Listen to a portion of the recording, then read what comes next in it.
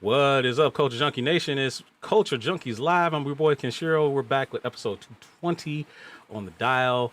Today we're going to be talking about blackface on TV and movies and media. It seems to be kind of a hot case given everything that's going on with Black Lives Matter and racial sensitivity. So we figured we kind of talk about it because it's something that's been going on for a long time. And it's pretty relevant to what's going on now. So to the right of me is the great Dadakuji. Across from me is Mr. GQ, the dapper one. And from remote is Fallen Marvel and Miss Miao Yin. How is everyone? Hope everybody's doing good today. We got some things on the docket that we are looking forward to talk to, or not really so much looking forward to addressing, rather. So, but yeah, hey, hi guys. Hey, yo. That was a long way to say hello. Well, hey. Hi, Miao Yin. Hello, all you happy people. It's me, Welcome back. the elusive Miao Yin. The elusive. The Yes, elusive indeed. woman. Indeed. Mm-hmm. Indeed. So, How was everybody's Hi. fourth? Everybody have a good I'm one? good. Can't complain. Can't The complain. what? It was Fourth. It was. Fourth. What is that? I don't know. We don't celebrate them things around these I parts. can't complain. Like I've been at home. Will Smith doing Day was nothing. amazing. Will Smith Day was that amazing? So did you watch Phenomenal. that god awful Independence Day sequel? I've never No. seen it. Dude. You were acknowledged it. Dude. No, I have not watched it. Dude. I'd rather stay away from that abysmal, non-necessary mess. So from what I've been hearing, I'm good. I mean, Yeah, because let me tell you, I actually went to see that on a date, and it wasn't a good experience. Anyway, I'm sorry. so we're glad to have you with us today. If you would love to support the Culture Junkies, please follow us on our Culture Junkies channel on Twitch, twitch.tv/Culture Junkies. We're going to be starting to run some special promotions over there for our Twitch followers. So if you haven't done so yet, give us a follow, hop over there, gain yourself some points, because believe me, in the long run, they're going to help. Let's run the gamut. Run the gamut. Run the gamut. It is like a finger pointing away to the moon. So today for Run the Gamut, I've got something. Actually, I posted it on culturejunkies.net if you haven't seen it yet. It's there is a new anime that's getting ready to air actually this Friday.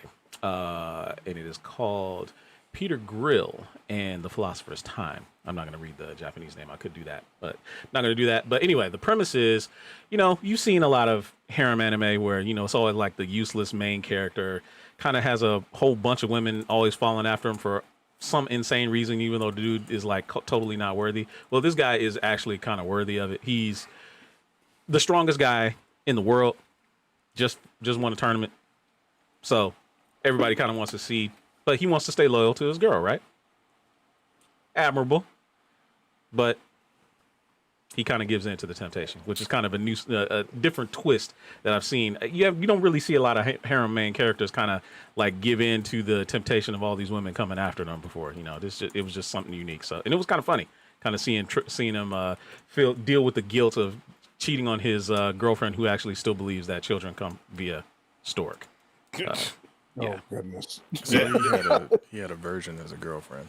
Basically, he loves her a lot too. Yeah. But he's been stuck in the hand-holding stage not for enough, like apparently. I know, right? Not enough, apparently. That reminds me of the episode I've been watching, your Kaguya-sama. It's kind of funny, It's but at the same it's hilarious. Dude. it's not grabbing me in the same manner as other things I watch, but I am watching it. And there was a part where the teen magazine was like 34% of high schoolers. Oh, yeah. And she thought it was kissing or whatever. And I was just like, they had to explain it to her. Yeah, exactly what it was all about. Yeah. That was kind of funny. Yeah. What do you got, Dido? Oh, what I got? I thought you were talking to him. No, you were talking, so I was trying to pass the baton. Man, there's so much stuff. I don't even know where to start because I don't know if somebody else is taking Batwoman, but you got that. I'll let somebody like Kyle, you want to take that one? Dude, just say it. Just say it. Batwoman has been picked, and now she has melanin. And this lady's... what was her name again? I have to find it again. It was something Leslie. Valencia Val Sarton. No, that's not Don't it. do that. I'm not trying to do the VL. I know. I had it right in front of me at Twitter. I know you did. My Twitter, what you call it, I know has you moved, and now I don't know what the heck the woman's name is. Yeah. But It's we're getting new. it's either pronounced Javicia or Javicia Leslie. Javicia Leslie. It moved down trending number 4. That's why I popped out. Okay. I only got 4. But yeah, Javicia. But that's kind of big news. Yeah, That's kinda I'm big news. very curious to what's going to happen with that because, like, I never watched the show. Sorry. But I do fine. like the DC TV universe mainly. Well, I liked Arrow to a certain point, and I liked Flash. Still like the Flash. I need to finish last season, but I haven't finished it. And I want to know how in the heck are they going to. She's just going to be Kate Kane? Are they going to say. Like what's gonna happen? No. Like I went to Africa and I got some salt. No. Like She's no, not going to be They're Kate not. Kane. No, she's not going to be Kate Kane. But here, if you want to know what's going to happen, go back to when Force Awakens was teased and we got Finn. Yeah. That's going to be. That's pretty much gonna be it. That's what's going to happen. But see, here's the problem. Kate Kane really is Batwoman in the comic books. So, yeah, I mean, just I don't know how they're going to explain their way out of this one. They're not. And you're probably right. They're not. But at least they're not going to do it neatly.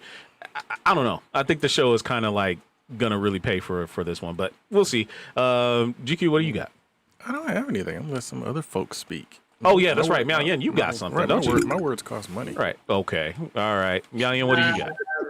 Well, I was just excited that Batwoman. Wow.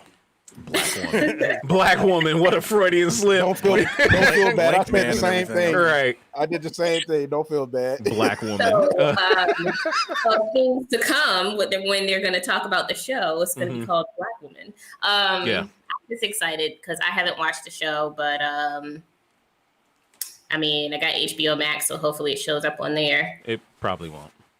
It probably won't. Well, They're gonna do the DC first season is on Universe there. Max. Oh, that was the other thing. That's right. That was the other thing I was actually gonna talk about.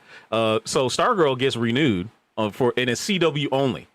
So as I wrote on Culture Junkies Live, Culture Junkies Net yesterday, can we just go ahead and just kill the DC Universe app? Because it's like it has nothing exclusive anymore. Like there's nothing left. Titans is probably going to go to HBO Max. Doom Patrol is already there. Stargirl is going to CW. Swamp Thing is canceled, coming to the CW. Harley Quinn is already on Sci-Fi Channel, is also coming to HBO Max. So what do they got? They don't have anything. What's the point of even having the service anymore? They're just going to Because absorb it somebody and probably paid just make for it it. more. It's more than likely probably going to just get absorbed and probably just be animation and comic book centric at this Which point. actually wouldn't be it didn't. terrible thing. It's not a bad idea, but that Yeah. launch that they initially had for it just didn't work. So Yeah.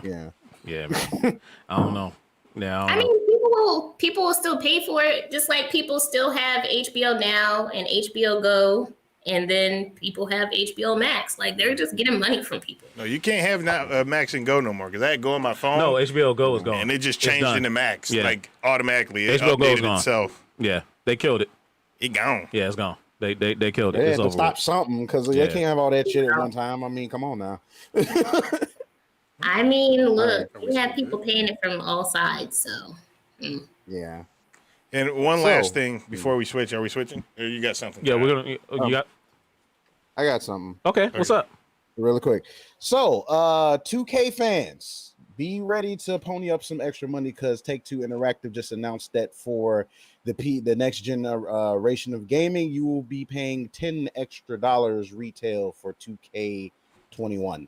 Okay. So, I mean, so far, that it's like, dude, I'm not that paying for is, that anymore anyway, so I'm good. so far, they are the only ones that have announced said things. Apparently, there's already been some.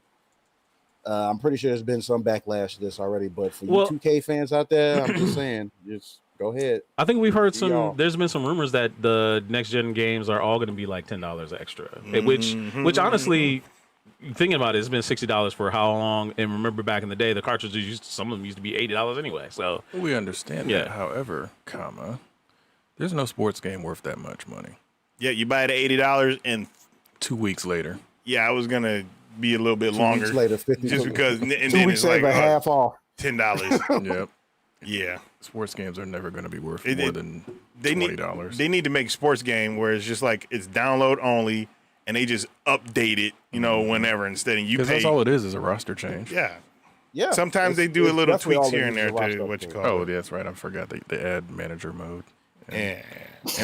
And really ill-advised story modes for basketball games. And I Spike Lee heard joint. about that last one. Yeah. Dude, NBA, what was that? NBA 2K, what was that? 17, I don't know. 16? They're all- Spike Lee joint? They all look alike.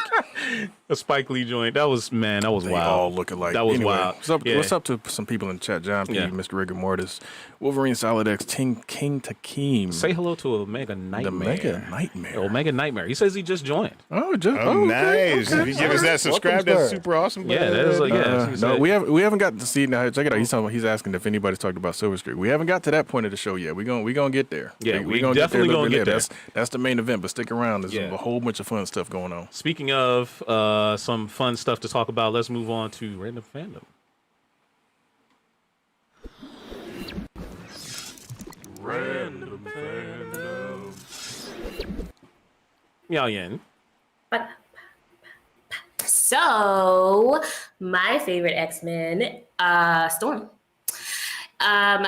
Apparently, Janelle, or was it Ryan Coogler approached Janelle Monáe, or was it the other way around? Don't know. But okay, so Apparently, it was that way around. flip it up. Say it again. So Janelle Monáe is supposed to be playing Storm. What do you guys think about that? Wait a minute. So she's supposed to be, like Ryan Coogler said, he's going to have her be Storm, or It is she was- campaigning to try and do it? It was I said think it's that, both. she trying to get the role. Okay. So So what's the pluses and minuses? See, Janelle Monáe has been a surprisingly good actor. Excuse me. I know we're not supposed to be using gender Whatever. specific. Actress has been around since the beginning of time. I'm just trying to be politically correct. That is correct. I'm trying to be politically correct. I'm not going to start calling women man.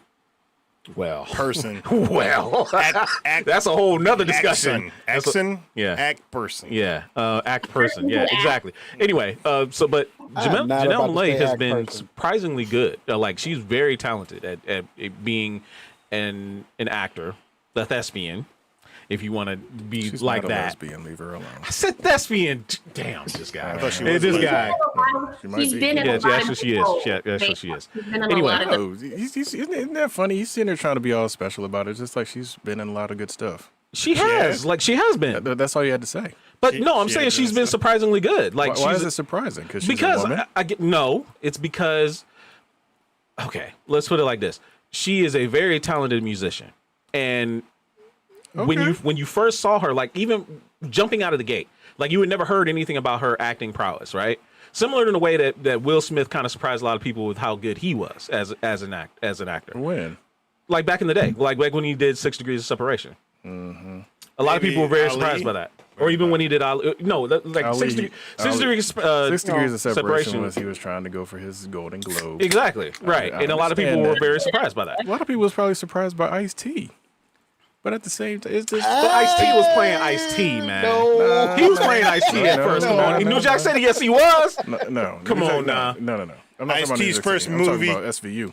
Oh, I thought you were talking about his first movie where he was in Breaking 2 Electric Boogaloo. There you go. He was in the first Breaking too, if I recall. Yeah. He was in the was. first Breaking? I thought it was Breaking 2 Electric Boogaloo. Maybe it was the first. No, one. Electric he was in Boogaloo both was of Van them. Damme. So anyway, so to me, Janelle Monáe as Storm wouldn't be a bad choice. I'd be okay with it. Who wouldn't be okay with it? Anyone not okay with Janelle Monáe?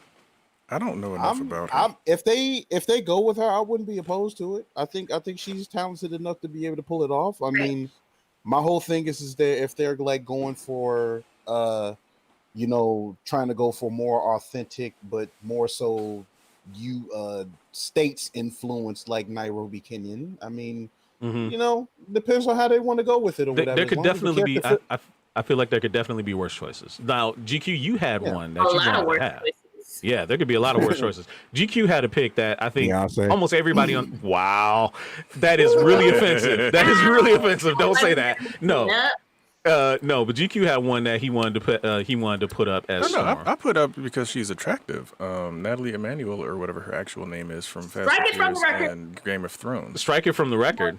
Striking from the record? Whatever. Why is that? Yeah. We don't need another light skinned Storm. Is that what you're trying to say?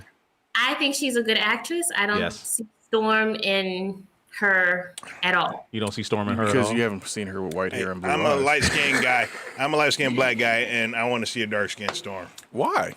Because we haven't had one, that's why. And I think We haven't had a 5'3" Wolverine yet either, but it doesn't mean we This need is very one. But true. yeah, This is very true. but we could get one. Terrence Egerton. They said he could do it.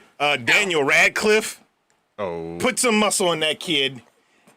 He's what, 5'3"? Here's the thing. Daniel Radcliffe, his best role was in Sin City. That was it. Other than that. He was in Sin City? I'm sorry, that's, Let's the other guy. That's Yeah. Elijah or something. Yeah. That's They're both Elijah short and funny Wood, looking. man. Like, But yeah, Elijah Wood. They're both short No. and funny looking, whatever. here's the thing. The thing is with Storm is that this is a character that really deserves some authenticity next time they bring. What is live authenticity action. on So her, it's though? like, basically to the comic. because the thing is No, with he's her, asking it's what is something that has to be authenticity to you, culturally though. But following, he's asking what is authenticity to you. Well, for someone that can probably pull off the look and sound of the role. But here's the thing. What's the look? persona of it. What's the look? Because for a lot of people, the animated series Storm is how she's supposed to look. Well, she And she wasn't exactly dark skinned in the She wasn't animated series dark either. skinned, but she wasn't light skinned either. No, she wasn't. She was caramel She's skin. like your complexion. I know. She was caramel skin. Depending on, I think some of the cells, she was looked a little bit very darker. brown. She It looked like depends. milk chocolate. It depends. She looked milk chocolate, not dark chocolate. It you know? depends. Because in She the was early... dark skinned by Hollywood standards, so let's not even act like that's not a thing. Oh, Like, Preem got a good one. by Hollywood standards. Preem's got a good comment out of Twitch. He says, "Whoever get gift for Storm, that girl had better pull off the accent and not drop it halfway through like Holly did." Damn right. That shit was so. That was what I'm ridiculous, saying. dude. You know what? She was like, Because "No, her I'm accent not was gonna do it." terrible. You know Yeah, what her accent happens was to terrible. frogs? You know what happens to frogs? That was a And a terrible line. thunderstorm? That was a fucking terrible line. Everything else, the same thing happens. That shit was a terrible line. I'm pretty sure Bryan Singer wrote Yeah, that. that was bad. Brian writing. Singer definitely wrote that. 'Cause Yeah. here's the thing. Anybody that watched the cartoon Storm knows that she's eloquent. She can speak and has a whole bunch of interesting things she could say. That was not one Who of is them. Yaya DaCosta? Yaya DaCosta is someone that Preem had put up as possibly being Storm. We should definitely look at that. Ace Arcadia over on Twitch says, "Nice, Janelle really could pull it off." Anybody else got any other Yes, she can. suggestions? Most definitely Yaya she DaCosta can. is. Let me see her. Let me see her real Oh quick. my gosh! Yeah, I'd say I think she got the elegant look of like, yeah. Oh yeah. Oh yeah. Yeah. 100%. Yeah. She could do it. What's She her could do it. name? What's the girl that played Ashley in Fresh Prince? What's she doing? Tatiana. Wow. This Tatiana guy. Ali. I'm a little- This guy. I'm See, joking. I'm a no. little biased because she almost played Maria Rambeau, but DeWanda Wise. Now, DeWanda Wise would be a good one. You know what? There's a gorgeous dark-skinned woman that was in American Gods. I think was rumored to be possibly in the Yes. running of scoring. Oh, She would yeah, be yeah, perfect. She would be perfect. Mm. She would be perfect. Okay. She would be good. Her name is Yaridi or Something like that. Yeah. But it's like, yeah, she's She's always gorgeous. the person I think of when I'm thinking of Storm these days. But I'll go back to Janelle Monáe. I'm a huge Janelle Monáe fan, so if she gets the role, I'm not going to be upset. Right. There was one other person I was actually going to bring up, and I think I've heard her possibly being passed around or is rumored to be Passed in the role. around? That's sorry, disgusting. I'm sorry. I didn't mean it like that, but being suggested for the role of Storm, and that was Tiana Taylor. And to me, no, I wouldn't do I that. don't know who that is. I wouldn't do that. Tiana Taylor is, music. I mean, musician. Why y'all trying to pick so many musicians? I'm man? not trying to pick one. I'm just saying these are people that have been rumored. And Tiana Taylor was only pretty much said Hold off on. of her King looks. Tekeem says, "Watch Chicago Med, and you will change your mind about Yaya." Who said no? Oh, say don't no. know. No Yaya? No Yaya. I don't know. Okay. That's what he said. He said, so. "No Yaya, no So Yaya." he said Wow. something about that. Hannah Omega, the slander says blame Joss Whedon for the storm line. That wow, the slander. Oh You man, really think Joss Whedon did that? right. Um, Freema blame him Gaiman, for everything at this point. who was in Doctor Who, could definitely do it. She's British, and I'm no more British. You know what? Well, I know what's wrong with it. you know Here's what? the thing. Here's I'm the not- thing. British you know what? actors approach I the know. craft much more I seriously know. than American actors. I know. I Some get of them, it. not all. I get it. Pretty Do. sure, The majority. pretty Yeah, sure I get it. Denzel get there. He the I serious. don't No, think no, this. A Denzel black is Brit old would school, though. probably be able to nail. You're right. You are absolutely right about that. Well, So according you to know a what? lot of people, Meryl Streep can do any accent. What about good. Michaela Cole? I want to see anybody know Michaela Cole. I am not familiar. She is also a British accent. Or British accent. She is a British accent. She's a British actor.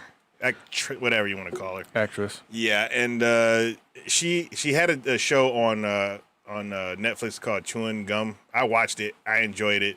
But that doesn't really showcase Everything. her range. being. Yeah. I've seen her in a couple episodes of Black Mirror, but she wasn't like a main character. She was like in the background. Like if you remember the stupid episode where you had the cell phone with the rating or whatever, she was the not a flight attendant, the receptionist or whatever. Mm-hmm.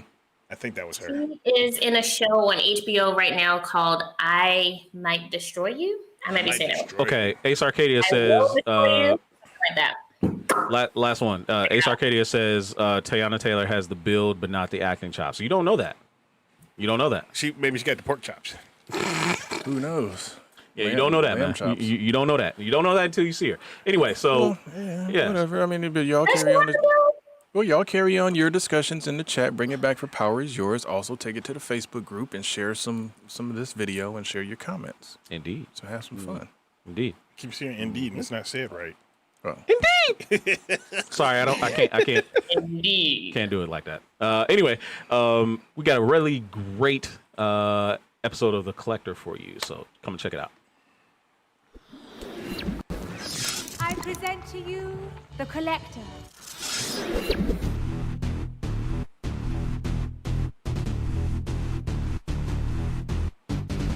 Welcome everyone to another episode of The Collector. I am GQ, The Collector. Today we're going to be looking at something a little bit different.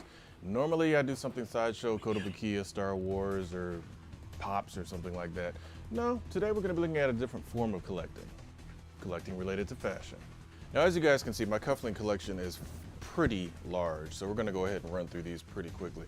But quick backstory. I've been wearing French cuff shirts since I was 9. Found a pair of cufflinks in my dad's, what they used to call a valet, on his dresser, and that I was kind of curious about those. So from that point on, I've been basically wearing cufflinks because I like the whole idea of having a shirt that needed a little bit of extra accessories. First pair of cufflinks that I purchased for myself were these Superman cufflinks. Got them at the Warner Brothers store back when they still existed. But I've got Transformers cufflinks, Batman cufflinks, Yin Yangs, Black Suit Spider-Man, Deadpool, Iron Man arc reactors, Loki's symbol, Captain America. Now, first pair of custom cufflinks I made are these Thor's Mjolnir cufflinks. Quick backstory on that. I saw an episode of Teenage Mutant Ninja Turtles where the turtles had to go in disguise wearing tuxedos, and Raphael had a pair of custom turtle cufflinks. So that idea always stuck with me, that I always wanted, to essentially be able to make my own cufflinks, because most cufflinks are very bland and boring. They're not pop culture related. So made those with the help of Big Pimpin' J. Also got Groot cufflinks, Spider-Man, Shield cufflinks, Avengers cufflinks, Hydra, Umbrella, Gamers cufflinks. These were given to me by Josh Mundy from the Podcast of All Seasons, so shout out to him. Star Trek, Imperial, of course, Darth Vader Stormtrooper, a bunch of different Star Wars ones, Dragon cufflinks, and you have to have some basic ones as well. And these all black basic ones are some of my favorites. Ghostbusters cufflinks and Hourglass, probably more like Minute Glass cufflinks, and the Hourglass, Minute Glass, whatever you want to call it, does actually work.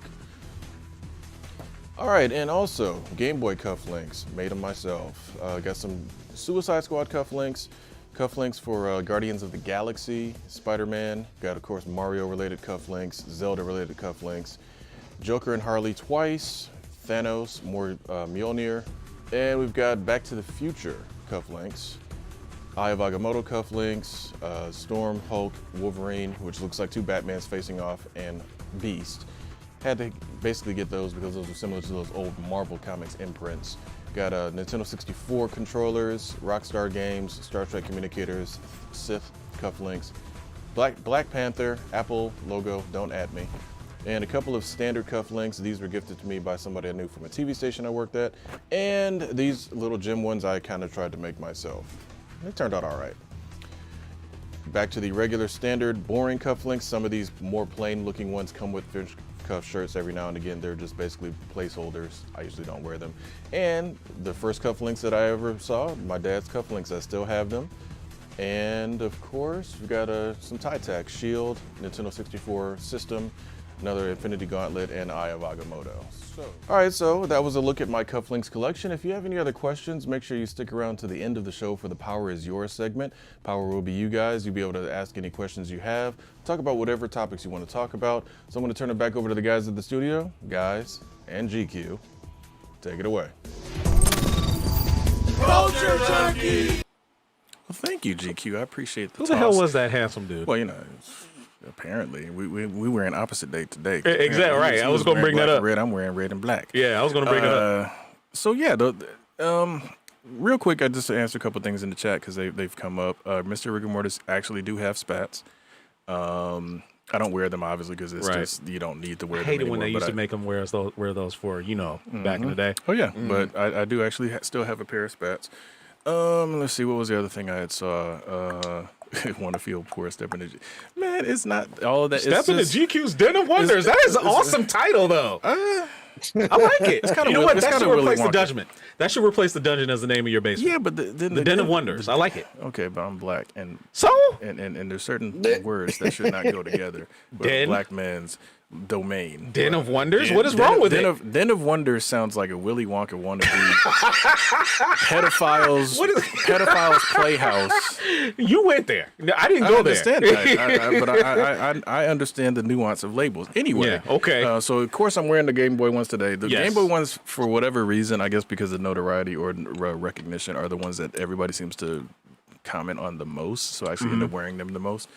But yeah, so yeah, that Turtles episode was called The Great Cufflink Caper, or the something Cufflink Caper. That was essentially the name of the episode. But yeah, that idea stuck with me since then, all the way back in mid 90s rather. So if I was to ask you, because I've been on you about this for the longest time, if you were to craft some of those and you were to sell them. Or even sell some of the ones in your collection. I know you would never ever part with anything in your collection. Yep. But if you were to ever sell anything like these, would be super rare items. How much would you sell for? Custom cufflinks probably honestly would go for anywhere between 30 and maybe 50, just because of it's almost unique. Like realistically, like for example, some of the ones in my collection, because I made them, right? I can honestly say, well, unless somebody else did the same thing I did, right? I'm the only person in the world that has these, right? Now, here's the funny thing: when I was in California one time, where I actually got the pins that I made the Game Boy cufflinks out of, I actually stopped by a jewelry store because I wanted a Kuma symbol, right? And I was like, okay, well, showed the guy a picture. It was like, okay, how much would it cost to have this made? And it was like $600 because it would have to be cast, molded, and all that. And I'm just like, yeah, it ain't that deep. It ain't that deep. So. I feel you. But yeah, that's pretty much where that's come from. And like I said, I would rather show off my geek pop culture side than regular old boring, cufflinks like everybody. And that's what wears. short story. Not to cut anybody off, but short story. I've known this guy since high school. And one of my first memories of this dude was literally he would come to school with ties, and they would be comic book ties. Yep. And that shit was like I would look at him and be like, oh. And yes, he would be dressed to the nines too, just like you see him here. He would literally be in shirt and tie, suit and tie, coming to school. Everybody else is in jeans and t-shirts, not him. He's in a suit and tie, and it's a comic book tie. And I'm like, damn, this shit is cool. I was like, he's made being a geek. He's turned it into a really cool chic type deal. And I was like, I've always admired him for that. So, that's a little short story. Go ahead, Farlon. What were you going to say? I appreciate that. Yeah. Well, I mean, look, the thing is, I didn't really know. I'm probably like the most uncultured person when it comes to like dressing that. Cultured swine. I'm the same way, dude. I don't. That kind of swear. It's like I'm just not. But like I have to say that I'm very, very like enthralled by that collection of cufflinks. So it's like if all else, like cufflinks is like the one thing in like formal wear I always thought were cool in a way. So but like otherwise it's like maybe it's just because like I just not confident in formal wear. Like I've just never been a fan of it. But cufflinks I think are probably like the only cool thing about it. And you know what? You bring up a very good point. A lot of geeks, I'm sorry. I maybe that's an offensive term to a lot of people. Maybe it isn't.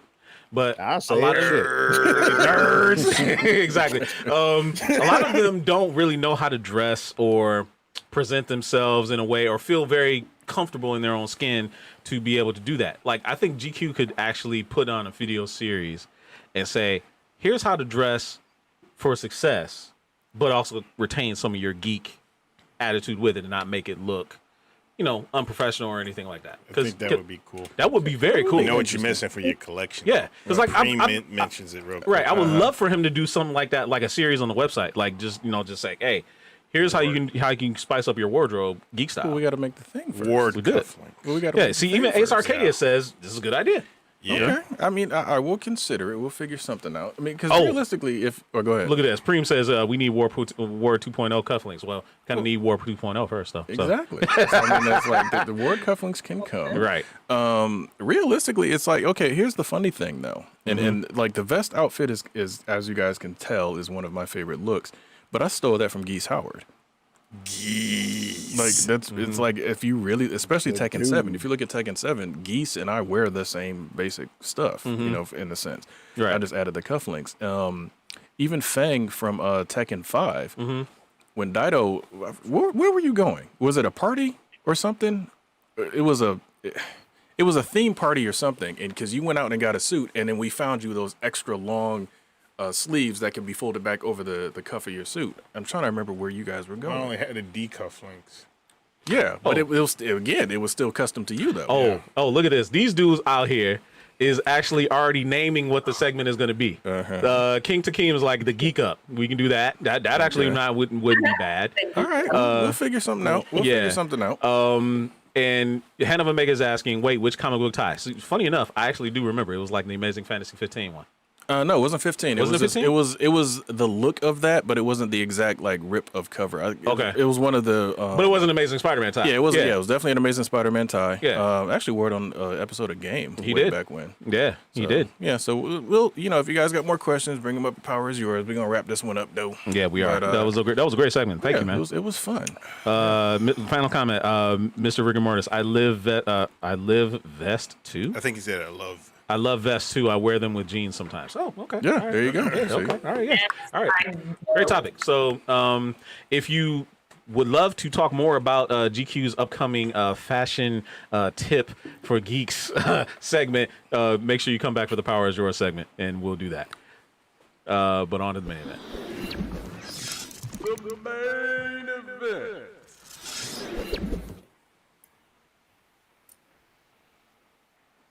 All right. So today's main event is talking about somewhat of a serious topic, and it's concerning blackface in media and TV. Now, with the increased notoriety around the Black Lives Matter movement and the racial sensitivity and racial awareness that a lot of people are having, and some people are becoming a little more sensitive, I guess is the word to really use, to offensive imagery.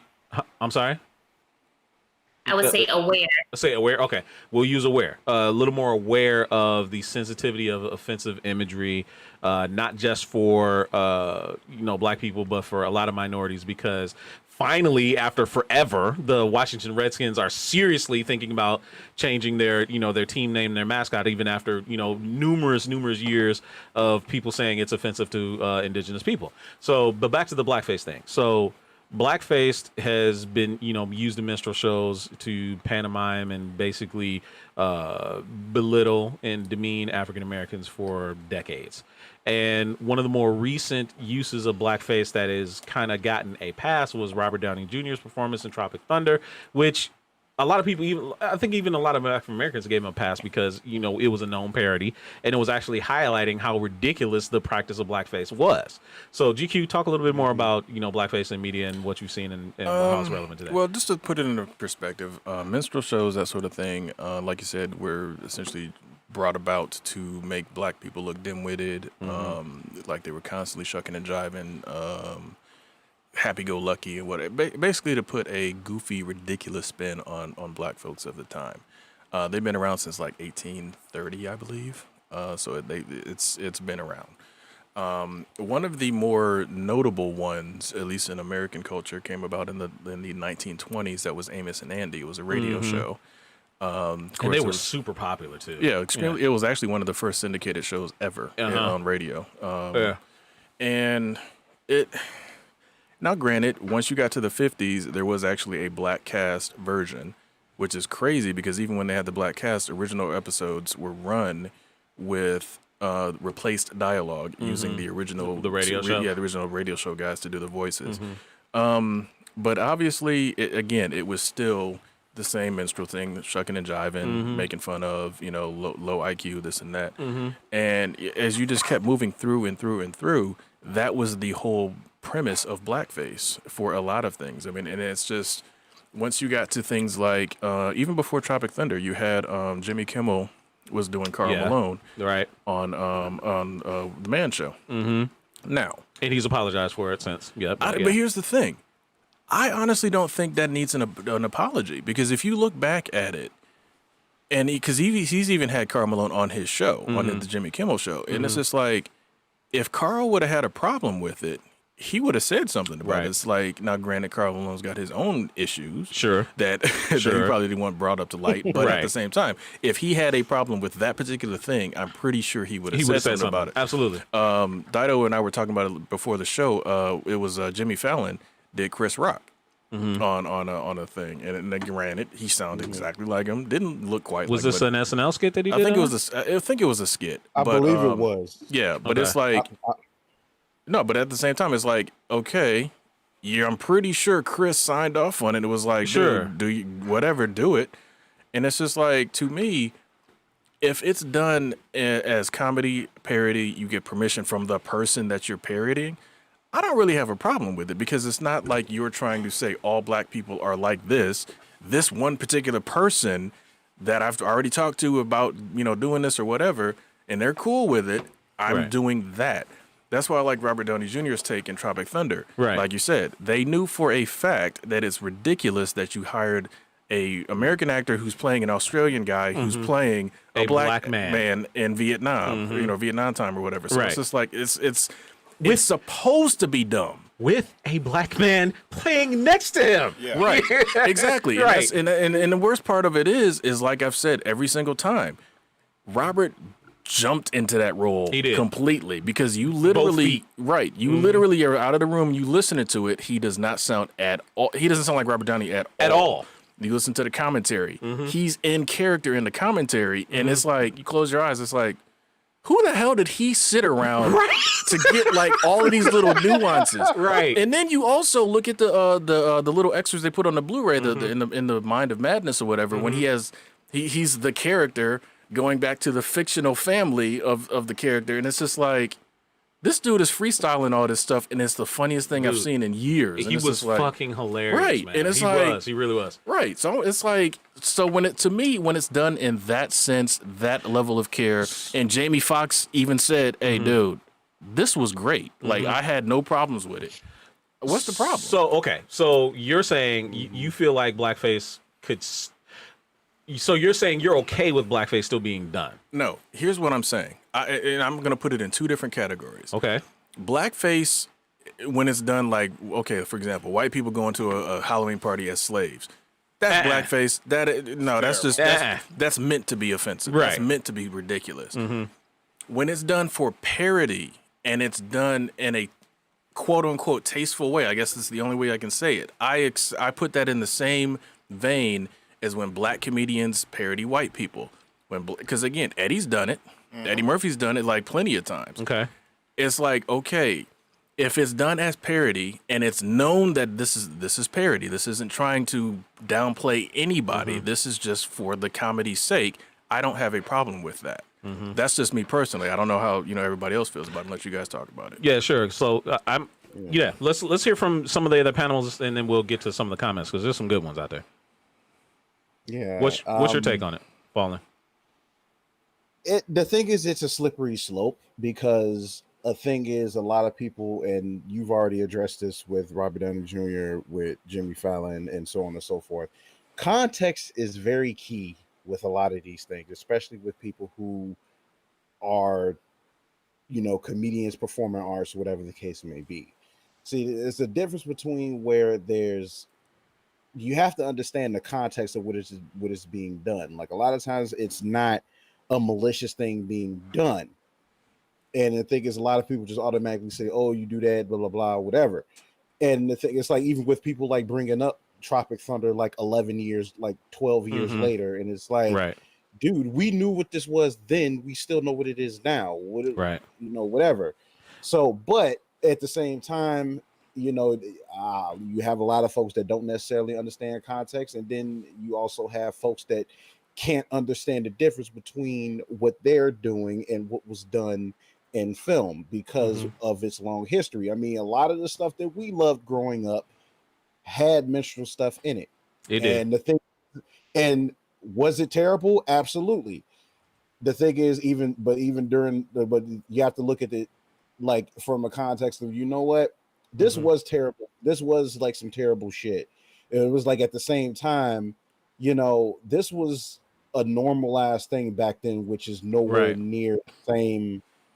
Well, it's still some of it there, but it's nowhere near like the same environment now. And the thing is, because there's a lack of understanding and context, a lot of times like it kind of opens up a can of worms for the dumb shit to happen. So it's like people will keep referencing the Looney Tunes stuff, the old Disney stuff, right? Song of the South, Tom and Jerry, Song of the South, right? And so on. It's like even with the whole thing with between Song of the South and what was it? Gone with the Wind. Warner Brothers started getting flack for supposedly editing it or adding disclaimer or whatever. Now, granted, I'm just saying for me personally, like looking back at that, if I was the owner of Disney, I'd try to bury Song of the South too. Like, I'm sorry. They kind of are, because you know they're changing Splash Mountain from Splash Mountain to a Princess and the Frog theme. And the thing is, and the thing is that like it's like, look, it's one thing. It's like, look, it's some folks are kind of on the fence about it because they figure like, you know, y'all shouldn't hide it, blah blah blah, whatever. It's like, well, the shit doesn't work, so we're not going to view it. So, because it's like, you know, it was something that does not hold up well, and unfortunately, I've seen comments when it came to Song of the South, and some of that stuff is just like some of the most misguided stuff I've ever seen in my life. But you know, again, it's folks don't understand the difference and they don't get context.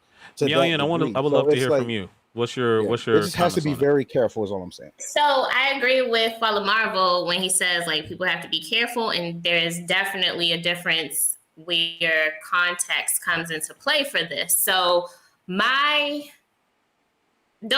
I'm gonna put the disclaimer on there. I love Tropic Thunder. I think it's a hilarious movie. It is. But when people talk about it, I make sure to understand what the hell they're talking about when they say it. So I know in my experience, like there are people who will take Robert Downey Jr.'s character to be like, oh, you know, it was funny, it was satire, so I can do this in the most problematic way possible. Right. And, I'll get a pass for it. It's good because Robert Downey Jr. did it. Right. So for those reasons, I'm just like, ugh. As a person who has learned better and knows better now, I'm just like, it's a little uncomfortable, even if it's something that you laugh at and even if it's something you like. So, for example, I love Blazing Saddles. That's one of my favorite movies. Then to now, I can see why it's just like, yeah, there will never be another Blazing Saddles. But also, so where it comes to Blackface, my problem with it and the reason why I don't give a lot of pass to comics and stuff like that, even though usually it's like very narrow. It's like you all said earlier, in the Man Show and in other instances, it's talking about a direct person. There is one person, they got the permission and all that kind of stuff. But then you have the history of, you know, what it was back then. And then you still have things happening like not only with Blackface, but just like the erasure of people of color in film and media and TV. So you have, you know, people playing people of color who they could have easily got a Asian actor, a Black actor, a Hispanic or Latin actor to play those roles, but it was easier for them to stick Angelina Jolie in it or stick Brad Pitt in it, or not Brad Pitt, Ben Affleck in those movies instead of doing it the right way. Like, you know, so my thing is like, it's hard to give a pass because then it opens the floodgate to that bad behavior that we don't like. So, Well, like, real quick, one example on that would probably be not even just for Blackface, but even going back to Breakfast at Tiffany's with Mickey Rooney. Yeah, dude, that was That terrible. was extremely offensive. That was so bad. And it's obvious how bad With that Mickey was. Rooney. Yeah, Yeah. Mr. Unioshi. Yeah, What'd you say? What'd you say, Marion? but then you look at other films, like very, films that are lauded for their greatness and stuff. Othello with Laurence Olivier. You look at this man, and it looks like they just dumped some paint on him and put him in the scene. And I'm just like, A lot of the movies back in the day did that. 'Cause Right. Even if you look at Indiana Jones and the Temple of Doom, there is an actor in there, the big dude that he fights in the underground mine. Yeah. That dude is That's a white cause, dude. Yeah, because that was That's a the same white guy dude. that he fought on the airport. Yeah. in the Yeah. airport. You know, so it's like they obviously put dressed him up to make him look more Indian or but it's like that was definitely done, and that was an example of not necessarily blackface, but I guess in that instance brownface. Yeah, so so that's the thing. And then it's still it's still happening in modern times, like Nina Simone movie.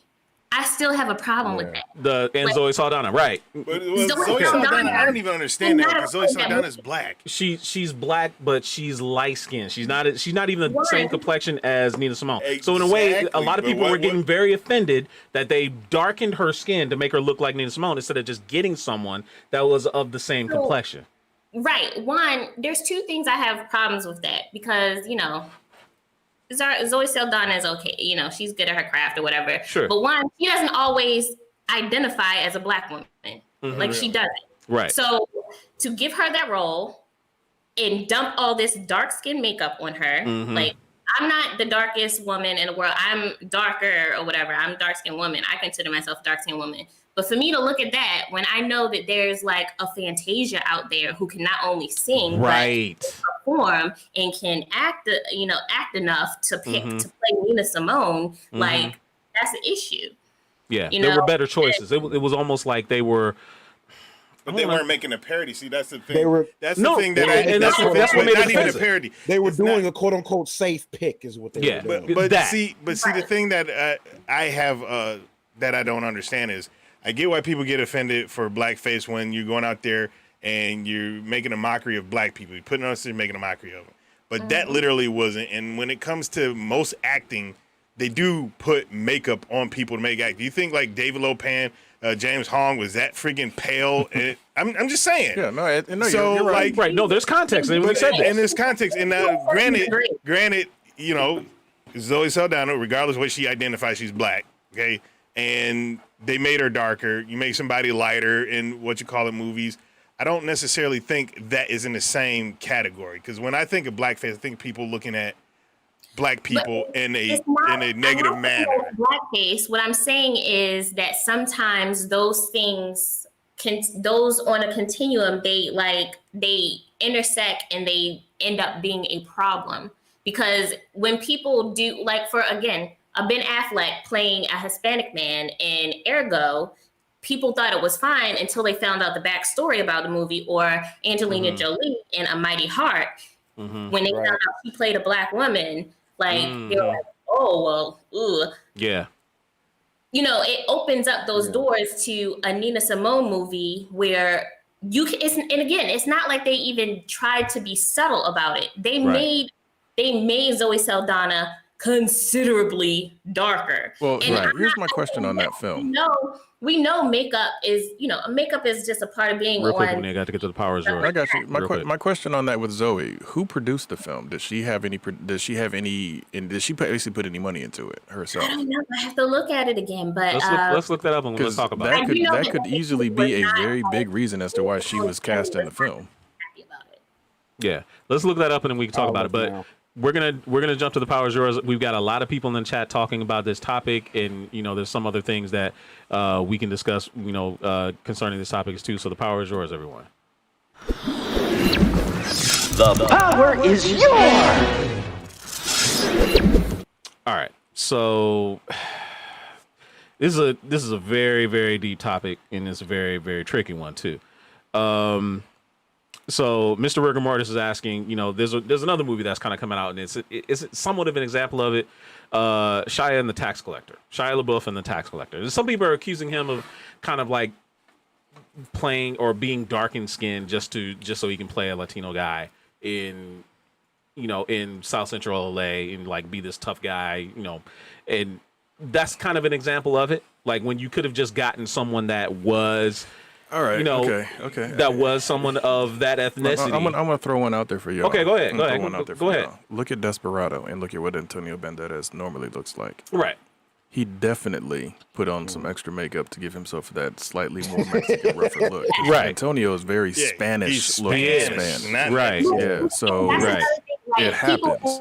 People in the Hispanic and Latino community, from what I know of what I've heard, this is not me. Like I don't want to speak for them. I'm just talking about like experiences and discussions I've had. People look at like Antonio Banderas and they're just like, oh, he's Latin or he's Hispanic, like American, blah blah blah.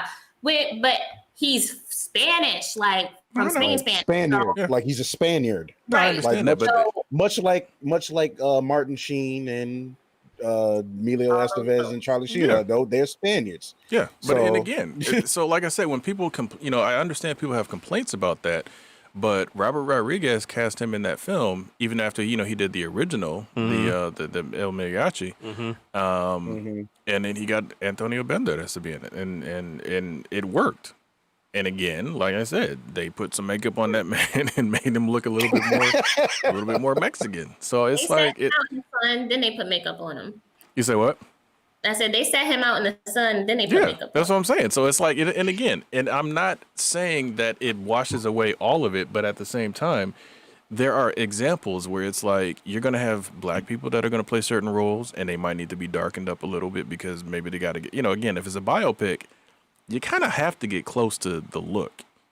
You know what I'm saying? It's like it's like when Jamie did Ray, he glued his eyes shut. It's like, dude, right? There's certain steps that have to be taken to get things to work. Go ahead, Dido. My thing is what I like to understand is when it comes to taking out the, making fun of certain races of people, even though there's only one race on this planet, it's the human race, but one group. Right. Ethnicity of people. When does acting stop being acting? Because nowadays it's too much of you got to have this person. They have to have their life has to be exact as the person that they're acting. And I don't think that, because if acting is portraying something that you are not, when did acting stop becoming acting? Because that's the whole thing. Not even lightening somebody's skin. It's like, if you cast this person, like now they're getting to the point where if you cast an Asian person in a role, they have to be from the country that you're talking about. Yeah, and I'm just like, but it's acting, and I mean they had problems with that when Memoirs of a Geisha came out. All the cast weren't Japanese. Yeah, and I'm just like, but it is acting, and you're not making fun of these So. Is it possible that people get back to just acting? For me personally, like I said, unless it's like a white person playing a black person without any particular need for that to be the case, or like if it's a black person trying to be an Asian person, you know what I'm saying? Like when you're trying to cross way across your ethnicity, then that's like, okay, just find somebody from that particular ethnicity to play the whatever. Right. Now, if you're a black person that's playing another black person, well, okay. I mean, I guess we just gonna have to just figure. You're gonna have to accept the differences. Denzel Washington is Malcolm X. You put a picture of those two side by side, don't even look close. They don't look like you look at him in that film, though. He looks really damn close. Well, I don't want to interrupt you real quick though. He had to dye his hair red. Now, is that the problem? Right. Because like, if you're making somebody, his hair is not naturally red. Right. So, I mean, with Zoe Well, getting makeup on and that's hair a- dye is the same thing as makeup. Hold on. No. Go I'm ahead. not- Go ahead, Meow. Well, one, I'm not accepting that because one, in the Black community and many minority communities, we have a problem with colorism. So that's where that It is a problem with colorism. I know it. And so, but see, the blackface and all that, like that's why I said it goes in steps because that's where it comes through. Instead of going to find a dark skinned actress who can do that, because there's a ton of them, we decided to get a light skinned actress and put prosthetic nose and dark makeup and fake teeth in her and make her say, hey, go figure this role out instead of getting somebody who fits the aesthetic closer. Okay, Like, now hold on. Now before you keep going, real quick, did anybody do the research on that film and the behind the scenes of that film yet? Let's figure out what's going on with she's that. not a producer. She is solely was hired to be an actress on that film. Okay, Yeah. now here's the thing. Now, whoever produced it or the director or whatever may have had their heart set on her.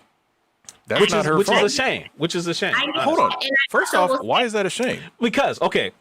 So we hear a lot of times about Hollywood sticking to the same people. They don't necessarily give. And I understand there's a lot of money riding on on these films. You know, we're talking millions of dollars in a lot of instances. Maybe not so much with the smaller art house films like the Nina Simone. Oh no, biopic there's still was. millions in those too. Okay, but to be fair, right? I think a lot of people would love to see you can go the extra mile with casting and maybe not necessarily.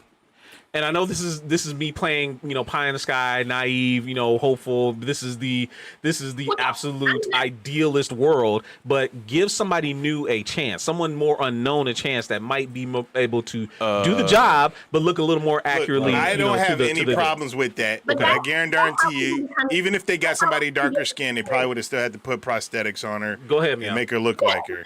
But Go ahead. so the thing is, the director, and I didn't see the casting agent because I didn't look that deep into it. I looked in it, but Cynthia Moore is the director, and you guys can look it up. But she probably, as a person, she's not Black, so she wouldn't look at this and say, "I see a problem. I see why Zoe Saldana is a problem playing this role." While if you have different people and different experiences playing, behind the camera, they look at that and they be like, "Oh, well, maybe we're not going to make this mistake." Okay, and that's so fair. that's a fair thing there. So that's a whole different conversation as well with people behind the camera calling the shots for certain things, but I understand why Zoe Saldana was chosen, and I don't want to harp on this because there are a lot of other movies. Plenty. Yeah. Right. But the fact is, that it was a foul, and even Nina Simone's family came out and didn't like that. Exactly. So when the family comes out when you're doing a biopic and you don't listen to them, and then you hear the backlash, It's offensive. Yeah, it's very Okay, offensive. hold on. Before we jump on the family side of things, was the family? I'm assuming they had to go to the family to get the rights to do the film, correct? Yes, and the daughter had objections with the casting. Then and they should have. Then they should have went to court and paid an injunction to say no. We don't want this taking our movie to come rights out. back. Here's your money Right. back. I don't know what all came of that. Again, Right. Again. They could have taken that extra mile, but they elected not to do it Right, for whatever reason. and for me, and again, you guys know I'm always going to be err on the side of business. They said it was a lawsuit in there. Of course there was. What Of course there was. But to me, it's like, look, if I come to you and say, hey, I'm going to do your life story, and you say, hey, cool, here's, I'll accept this, $100,000 for the rights to do my story. You just sold the rights to your story.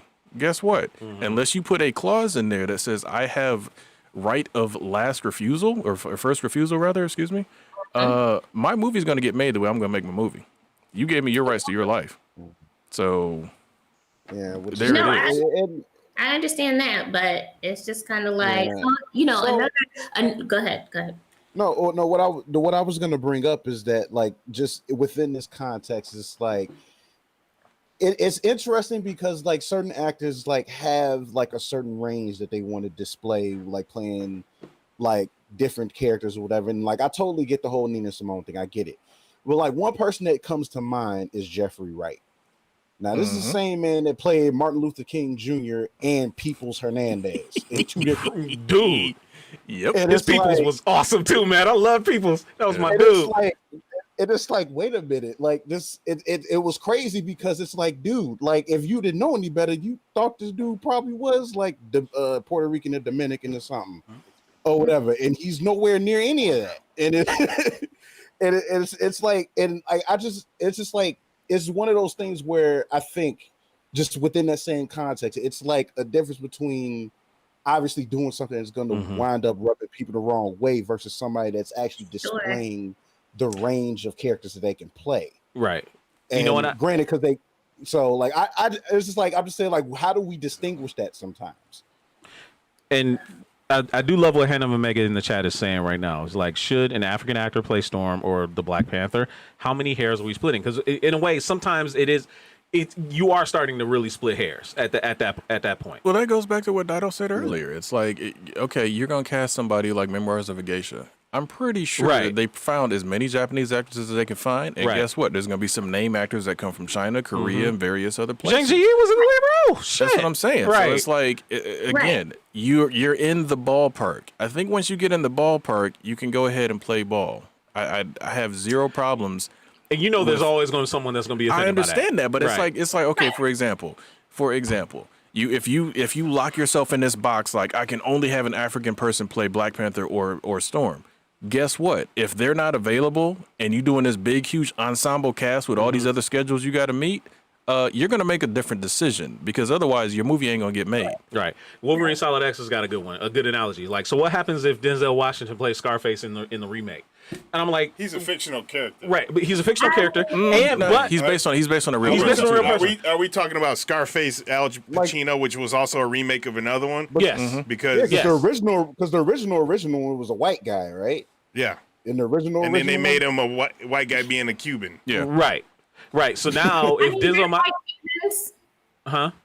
there are white Cubans though. So there's Black Cubans. There's Black Cubans too. I mean, but Denzel Washington is not Black Cuban. So then are we going to say we're going to give Denzel the pass because it's Denzel? Now he did play an East Indian before. My thing is, for those for those that remember Mighty Quinn, him and Robert. That's true. Go ahead, Dado. I was going to say that anybody, if they didn't darken Zoe Saldana, would it have been an issue if they just left her skin complexion alone, but gave her the fro? Yes, it would have been a problem. But see, and there's that's in and of itself is the problem. Exactly. For me, it would have been less of an issue. It would have been less of an issue, but it would have highlighted, okay, why are you? It probably would have been less of the issue if not for the prosthetics, because I think they gave her makeup. Well, that too. The prosthetics too, with the nose and everything. With the prosthetics too. Yeah, she's not old. But, I mean, we get that. We get that, but I guess it was like lumping that on top of darkening her skin. Simone wasn't born old. Of course not. Well, I didn't see the movie, but if they're showing a biopic and all the pictures they're showing is the old version of her, then you're gonna have an issue. Unless you're gonna find an old ass actress who resembles somewhat Nina Simone and more than likely can sing and be a musician. I don't know. I'm mad at Brad Pitt for playing Benjamin Button now. He wasn't born with that disease where he ages backwards, so Brad Pitt shouldn't have been in that movie either. Ace Arcadia, James Bond was played by it was Asian for some, but that's a fictional character. That's true. But even though some of his literary works kind of place him in a certain ethnicity in some ways. Oh no, they definitely do. James Bond has well, at least from the books, James Bond has a very distinct description of what he looks like. Right. But I like Dido's take on it, where James Bond is a code name given to you if you're 007. Right. I like that version of it. And if they do ever get a black actor or somebody else, they could easily use that particular explanation. All right, let's try and wrap this up because we're getting close to the hit time. Really Any final comments? So, for example, Chadwick Boseman playing Marshall, right? Yeah, Thurgood Marshall. He's a little bit darker than him. Oh yeah, a little bit darker. Thurgood Marshall, a little bit. A little bit. Think about that. Like, he played that role. They didn't change his skin or anything because you know that Thurgood Marshall is black. Yeah, but he ain't that black. Boseman don't look like Dido. Here's the thing. Here's the thing. And it kind of goes back to what I was saying about Jeffrey Wright too. It's like he played Muddy Waters in Cadillac Records. Like Muddy Waters is not a light-skinned man. Yo, Etta James ain't as light as Beyonce. Shit. That's true. But no, going back to the Chadwick thing. That was Chadwick in the middle of being every black historical Right. character. Jackie Robinson. Dude played Jackie Robinson. He played Thurgood Marshall. Yeah. Right. Oh, in a minute, James Brown. In a minute, James Brown, In right. a minute, Chadwick gonna play me in the movie. Right. Of black men, because Angela Bassett plays every black woman. So Yeah, she does. Hey man, she would have been Storm for real though. Back in the day, yeah. Hell Like, yeah. But hold on, didn't she turn it down? Did she turn it down, or She did did. they I just think not she ask did. her? I don't I think remember. she turned it I think down. she did turn it down. I think she Think did turn it down. I think she She did. Yeah, might- I think she when might they have had- she originally might have been approached- committed to another project more than likely. Maybe that was it. Because man, like, Well, here's the thing. Sean Connery, I think, turned down Magneto. Because Sean was asked. yo. Would've I been like Ian kinda McKellen, but cool, though, yo. Well, Ian McKellen is. I mean, again, it's still having an old Magneto, but damn, that would be cool. Cool. Yeah, could you imagine Sean as Magneto? Yo, that would have been so cool. Anyway, y'all, cameras up. We're gonna wrap up the show now. Dude, the chat, y'all did the damn thing. Y'all was doing it real big out there. I want to thank everybody out there. Rigor Mortis has it though. James Bond should always be a Brit, but he can be any race. Yeah, cool. great comments It's out just a code there. name. Thank you to everybody. _ May Dreams, Ace Arcadia, Hannah of Omega, King Takeem, Wolverine Solid X, Mr. Rigor Mortis. You guys were doing great out there. Mike King, I saw you over there on Facebook, my friend. I saw you also out there, Tommy. I saw you, man, over on Facebook. So we want to thank everybody for really chiming in on that topic. It was a really good one. So we're getting ready to wrap up the show. But next week, let's do a little preview. Next week, we're going to be talking about the fighting game community is kind of like falling on some really hard times. The seedy underbelly of the fighting game community is starting to be exposed. And next week, we're going to bring in a special guest, Uncle Caps, who is a friend of the show, and he's actually kind of connected in the Michigan fighting game community and has not been without his own controversy and run into his own issues due to certain things like this. So make sure you come back next week, Wednesday, 9 p.m. Eastern, 8 p.m. Central for episode 221 of Culture Junkies Live. Before we get out of here, if you did enjoy the show, make sure you do follow us on YouTube and give us a subscribe on or a follow also on Twitch TV. Upcoming shows are going to be really special for some of our Twitch viewers. So make sure you watch out for that. And also make sure you support us on Patreon if you really like it. Ace Arcadia, we didn't forget you, man. You did a really good job. Thank you for subscribing recently as well. Also, Fab Nerd Life and Courtney Jenkins, we thank you for your support as well. So any final comments, guys, before we get out of here? Patreon, please. Yeah, Patreon, definitely sign up for Patreon. Wolverine Solid X says I should be Kazuya in the Tekken 7 movie. I don't think I'm trying to. I ain't trying to get accused. Yo, of taking Dankdopolis nobody's says spot. the FGC is done. Yeah, I don't know, man. A lot of people. I don't know, man. It might be. A lot of people were saying long that. as- Yeah, Yo, make man. sure y'all tune in next week. We'll figure it out. Yeah, absolutely. Next I'm week just is going to be a saying, as long good as one. All I can say is that as long as you don't get white waterbenders in the live action Avatar, Bro, Nicola Peltz. God, shit. stay away from that. Man. Everything about that damn movie was a nightmare. I wanted my money back. I really did. Anyway, y'all, thank you for joining for this great episode of Culture Junkies Live. I'm your host, Kenshiro. For my good friends, the great Atakuji, GQ, Fallen Marvel, and Miao Yin, who actually has something to say before we check out of here. What do you got to say, lady? So, all you happy people, my time here in the great, strange state of Florida is coming to an end, and I will be relocating to Korea here in a couple weeks. So, I will have an interesting story for you guys because, adventures. This isn't goodbye. This is not goodbye. This is goodbye. Yeah. It's not see you later. But as I said at the top of the show, I am the elusive woman, and when I show up, I show up. So. Wait, you moving to which Korea? sounds like a She did not speculate. He Sounds- is right. He didn't sounds like speculate. a hell of an upgrade to us. That I is don't to know. be Wait, told. North Korea is an upgrade? Wait. So you gonna infiltrate From North Florida. Korea? She's gonna go over there and kill Kim Jong Il. I mean, I live in Florida. Right now, it's a lot of places that are upgrade. No, I understand that, but I mean, North Korea is an upgrade? So you're going to North Korea? That's gonna be interesting. North Korea is an upgrade? Really? Come on now. North Korea is an upgrade to Hey, Florida? I'm Come gonna on, leave man. it. I got it. Florida's I kinda know weird, Florida. bro. Florida's weird. Florida's crazy, I'm but gonna shit. I'm gonna tease you one. I'm gonna tease you one last time though. You got to make sure you go over there. I with the didn't really, nail really down nice any Afro place. puffs. Riri Williams Apple Puffs. Yeah, Riri Williams Afro Puffs. When that was you get still off, cute. when you step off the plane. That was a still cute. That was yeah. It's gonna happen. I might pop up in Seoul as Riri Williams. Who knows? There you go. Korean food is That's good. what's up, I though. love me some Korean Korean barbecue. food. But I like food from all over the world. Tommy's excited. He says you're going to be near him. yeah. So yeah, he's excited. Okay. Well, yeah. okay. There you go. Well, all I can say And is he's a hop, skipping, and jumping away. well, exactly. And then when I come over, I want some Korean barbecue. Underscore May I Dreams was was like like, fried chicken because I ain't tried it. yeah. Me Dude, the Korean fried chicken I've heard is just unbelievable. I hear it's amazing. Well, I didn't try it last time I was in the there. world. Here's the thing: once you get over there, Best in real the world, quick, before we sign out, once you get over there, you gather up all them K-pop people and you get them to troll 45. For real. Some This more. they man. I Man. don't look. You all need to join Twitter. I don't have to. I don't have to convince them to do anything. Anything. They're They doing be it. on it. I'm just saying. They be on it. I want, Right. that'd be hilarious. Over there is just called barbecue. Well, realistically, they got both versions over there.